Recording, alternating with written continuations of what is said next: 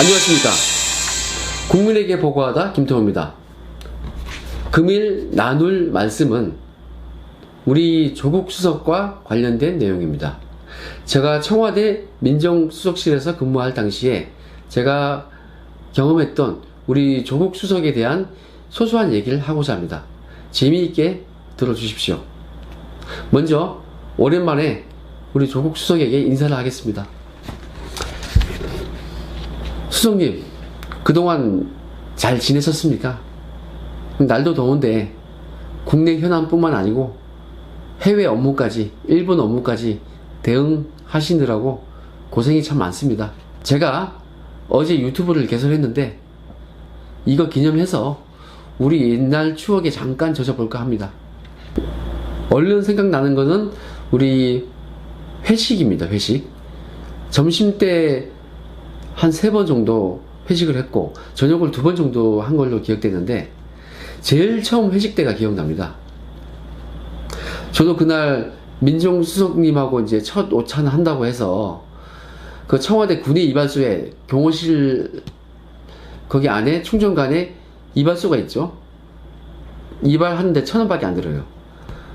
1달러짜리 머리 깎고 깔끔하게 깎고 가서 회식에 참석했던 것이 생각이 납니다. 그때 우리 프로필 가지고 우리를 한 명 한 명씩 거명하면서 이야기를 나눴기 때문에 그때 분위기는 화기애애했습니다. 그때 저에 대한 질문 차례가 왔을 때 우리 수석님이 저보고 외모 칭찬을 했었죠. 저보고 택도 없이 이런 얘기 했어요. 톰 크루즈 닮았다고? 제가 그 얘기 듣고 기분이 좋고 영광이죠. 잘생긴 사람한테 외모 칭찬을 받으니까 은근 기분 좋더라고요. 그때 참 고마웠습니다. 지금 사진 하나 나오고 있는데 이 사진 기억나십니까? 이거 제가 당신한테 임명장 받은 거잖아요. 뭐 저보다 높은 자리에 있었기 때문에 우리가 뭐 자주 보지 못하고 했지만은 그때 회식하면서 재미있었습니다. 그때 보니까 와인 참 좋아하시더라고요. 와인, 파스타, 피자, 이탈리안 쪽에 참 좋아하시더라고요. 그날 점심때에도 그 집 파스타가 맛이 있었는지 우리 와인 한 잔씩 할까? 이런 말을 지나가는 얘기로 한 적이 있었어요.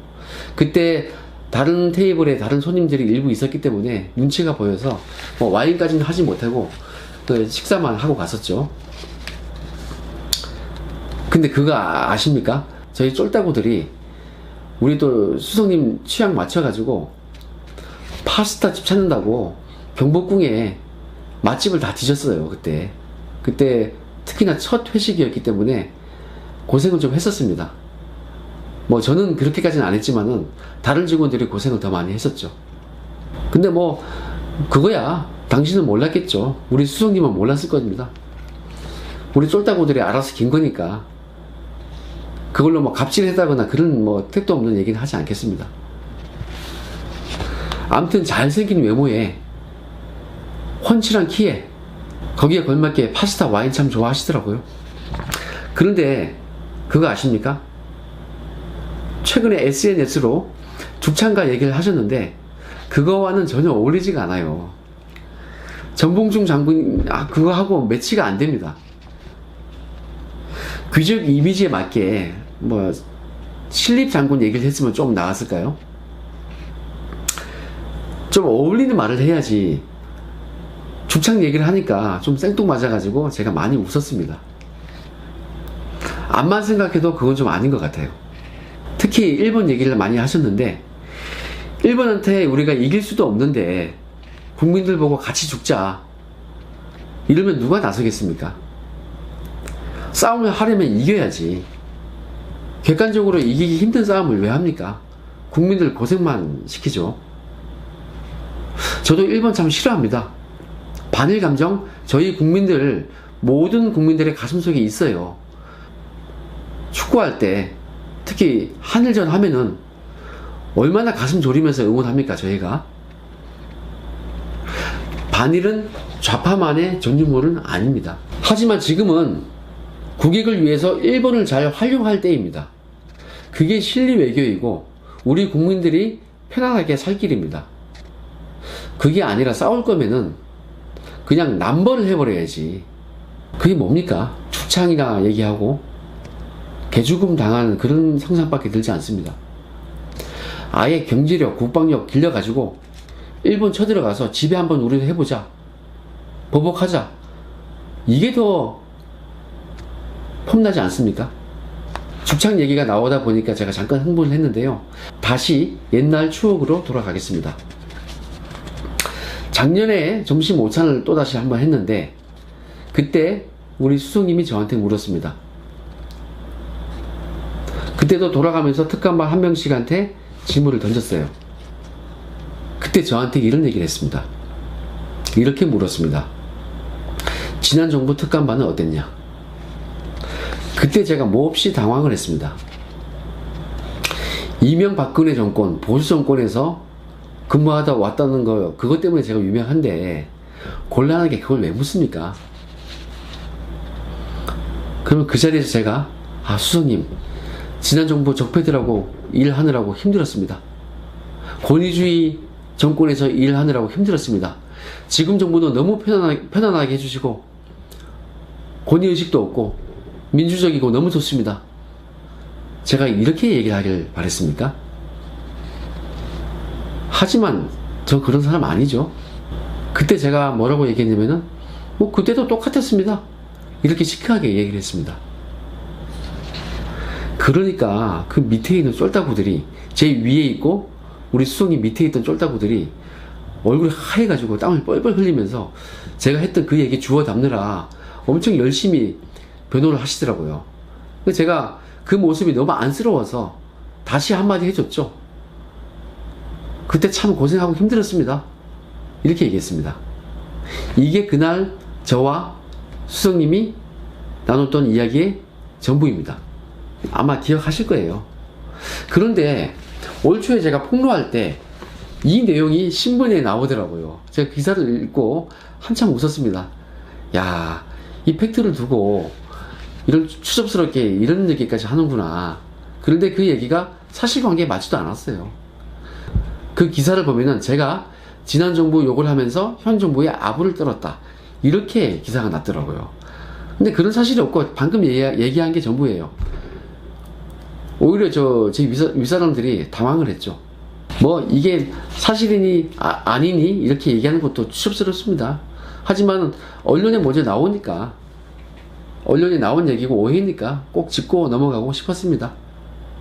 지금 우리 조수석님은 일거수일투족이 국민들에게 관심을 받고 있지 않습니까? 그럼 제가 받쳐줘야죠. 수석님이 법무부 장관으로 오신다는 말이 있는데 저는 사실 솔직히 말하면은 우리 조수석님이 최장수 민정수석이 되기를 바랬습니다. 왜냐고요? 전 당신 능력 아닐까요? 우리 조수석님이 이 정권 끝까지 남아서 민정수석으로서 역할을 해주셔야 저희 보수 우파들한테 좋은 일이 생기지 않겠습니까?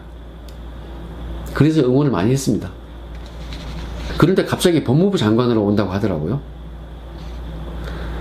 근데 과천 가면은 제가 과천 법무부에서 2년 동안 일을 했었거든요. 제가 법무부 선배이지 않습니까?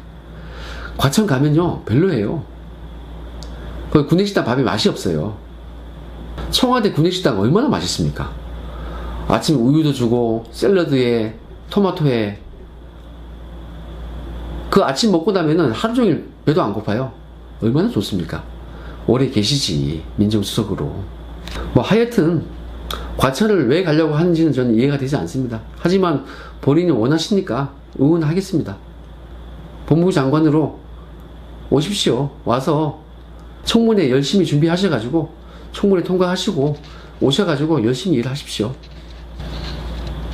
그런데 민정수석이면은 차관급인데 지금 장관으로 오면은 차관에서 장관으로 승진하는 거네요. 그런데 민정수석으로 있을 때 뭔가 잘한 게 있습니까? 뭔가 실적이 있습니까? 그런 게 있어야 승진하는 거 아니에요? 특히 검증 업무 때문에 오랫동안 많은 비판을 받은 걸로 저는 기억이 되는데 어떻게 영전하십니까? 어떻게 승진하십니까? 대단하십니다. 능력이 출중하십니다. 윗사람의 마음을 사로잡는다는 것은 대단한 능력이거든요. 하여튼 그렇게 오실 것 같으니까 축하드립니다. 제가 법무부에 있을 때 쓰다 남은 식권이 한 20장 있어요. 저한테 찾아오시면은 제가 그 식권 드리겠습니다. 그 법무부 구내식당, 그 과천 구내식당이 맛이 없지만은 아깝잖아요. 제가 그거 드리겠습니다. 근데 그게 활용도가 좀 있습니다. 밥만 먹을 수 있는 게 아니고 그걸로 커피도 사 먹을 수 있고 과자도 사 먹을 수 있어요. 제가 오시면은 제가 그거 드리겠습니다. 저 만나기 껄끄러 오시니까 제 유튜브 댓글에 한글 남겨주시면은 거기에다가 주소를 한번 남겨주세요. 그러면은 제가 우편으로 보내드리겠습니다. 그리고 하나 더 드릴 말씀은 이런 소문이 들더라고요. 내 얘기를 조국 수석이 조금 전달받고 듣고 있다, 이런 소문이 돌더라고요. 해관고 출신 국정원 후배가 이것저것 전해준다, 근데 제 얘기도 전해준 바가 있다, 이런 소문이 들리는데 사실이 아니길 바랍니다. 왜냐고요? 저 지금 민간인이지 않습니까? 민간인 사찰, 그건 무섭지 않습니까? 그리고 내 얘기 전해주는 사람 있으면은 법무부 가시더라도 거기 정보관들이, 감찰관들이 있어요. 그럼 보고가 올라올 거예요. 혹시 내 얘기를 전해 듣더라도 조심하십시오. 그 보고한 사람이 녹음하는지 안 하는지 그거 잘 살펴보셔야 됩니다. 마지막으로 감사의 말을 전하고 싶습니다. 내가 한참 폭로할 때 절 상대해줘서 고마웠습니다. 제가 기자회견까지 했었죠. 그러니까 저를 어떻게 상대했느냐, 본인이 의도한 바인지는 알 수 없으나 우리 집에 아침 일찍 압수수색이 들어가더라고요. 그때 우리 첫 기자회견을 제가 광화문 프레스센터에서 했었죠. 그때 제가 여러가지 폭로를 하면서 곁들여서 했던 얘기가 우리 쫄따구들이 수석님을 얼마나 사랑하고 존경했는지, 그걸 말씀드렸습니다. 그 있잖아요, 조국을 위하여 민정을 사랑해. 저는 이게 올해 상반기 최고의 히트작, 최고의 유행어가 될 줄 알았어요. 근데 그거 잘 덮으시더라고요. 아무튼 각서를 하고 압수수색에 들어왔었어요, 저희 집에. 근데 그게 제가 기자회견 때 폭로를 하고 나서 3일 뒤인가 왔어요. 하루 이틀은 압수수색 영장을 받을 수 있도록 소명 자료 준비하고, 그리고 법원에 청구하고, 법원에서 그거 검토하고 발부하고, 이렇게 하려면은 최소한 2, 3일 걸리거든요. 근데 그 당시에 가장 빨리 압수수색 들어올 수 있는 그런 시기에 바로 왔더라고요. 아침 일찍 들어와가지고 저희 자고 있던 우리 둘째, 이제 2돌 지난 막내딸 우리 쪼꼬미가 막 울고 막 그랬죠. 참 그게 가슴에 남습니다. 우리 인품 훌륭하신 수석님께서 제가 폭탄사 얘기했다고, 폭로했다고 해서 보복적으로 누구 시켜가지고 저희 집을 압수수색 했겠습니까? 저는 우리 수석님 어떤 스타일인지 압니다. 인간성이 어떤 분인지 압니다. 마음씨 착하고 여리고 이런 분 아닙니까?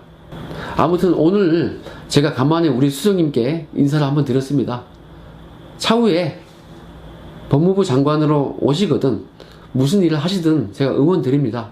하지만 그 과정에서 감정에 휘말리지 마시고 어떻게 해야 우리 국민들이 편안하게 그리고 윤택하게 발 뻗고 잘 수 있을까, 이것만 생각하고 활동해 주셨으면 합니다.